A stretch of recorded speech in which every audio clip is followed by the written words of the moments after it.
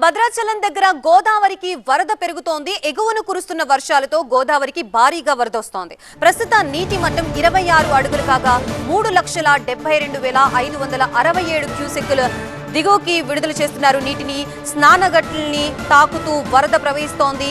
భక్తులు లోతుకి వెళ్లకుండా గజ ఈతగాళ్లను ఏర్పాటు చేశారు. ఈ సీజన్ లో మొదటిసారి భారీగా వరద వస్తోంది. ఎగువ నుంచి ఇంకా వరద పెరిగే అవకాశం ఉండటంతో అధికారులు అప్రమత్తమయ్యారు.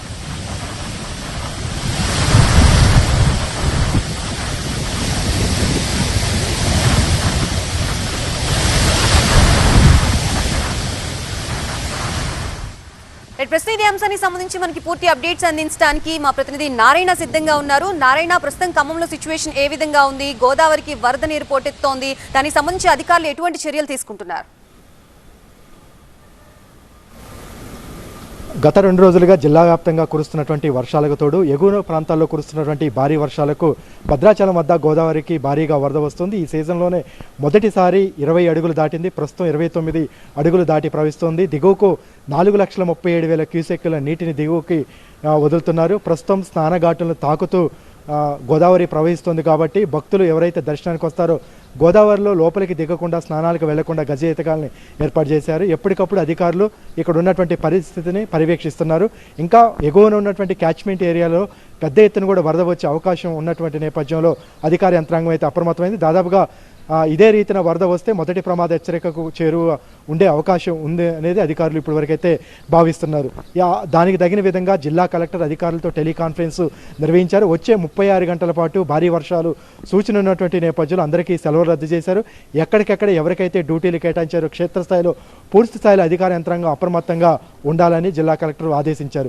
ఇక చర్ల మండలం తాలిపేరు ప్రాజెక్టుకు నిన్న ఉదయం వరకు కూడా దాదాపుగా 10 నుంచి 15 క్యూసెక్కులు ఉన్నటువంటి తాలిపేరు ప్రాజెక్టు ఒక్కసారిగా గంటకు వరద ఉధృతి పెరుగుతూ ఈరోజు ఉదయానికి 1,00,000 క్యూసెక్కుల ఇన్ఫ్లో వచ్చింది. అదే స్థాయిలో 1,00,000 క్యూసెక్కుల అవుట్ఫ్లోను దిగువన ఉన్నటువంటి గోదావరిలోకి విడుదల చేశారు. ఇప్పుడు ప్రస్తుతం అయితే 55,000 క్యూసెక్కుల ఇన్ఫ్లో కొనసాగుతుంది.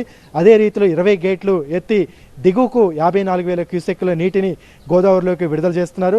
తాలిపేరు పరివాహక ప్రాంత ప్రజలు అప్రమత్తంగా ఉండాలని ఎప్పటికప్పుడు ప్రాజెక్టు వద్ద ఇరిగేషన్ అధికారులు పరిస్థితిని పర్యవేక్షిస్తున్నారు. ఎందుకంటే చర్ల దుమ్ముగూడెం ప్రాంతాల్లో ఉన్నటువంటి దిగువన ఉన్నటువంటి పలు గ్రామాలు ఏజెన్సీ గ్రామాలు ఏ క్షణమైన వరద పెరిగితే అప్రమత్తంగా ఉండాలని సూచనలు చేస్తున్నారు.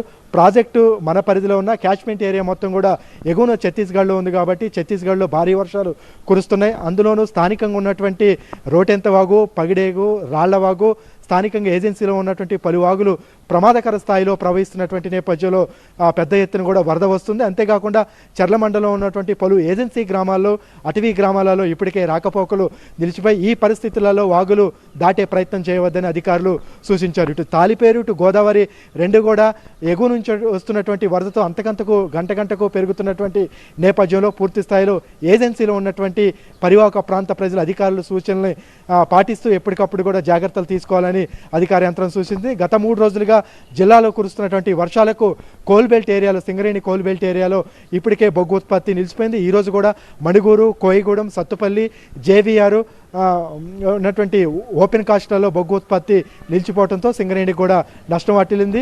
రానున్న 2 రోజుల పాటు భారీ వర్ష సూచన ఉన్నటువంటి నేపథ్యంలో గోదావరికి ఇటు తాలిపేరుకు మరింత వరద పెరిగే సూచనలు అయితే కనిపిస్తున్నాయి.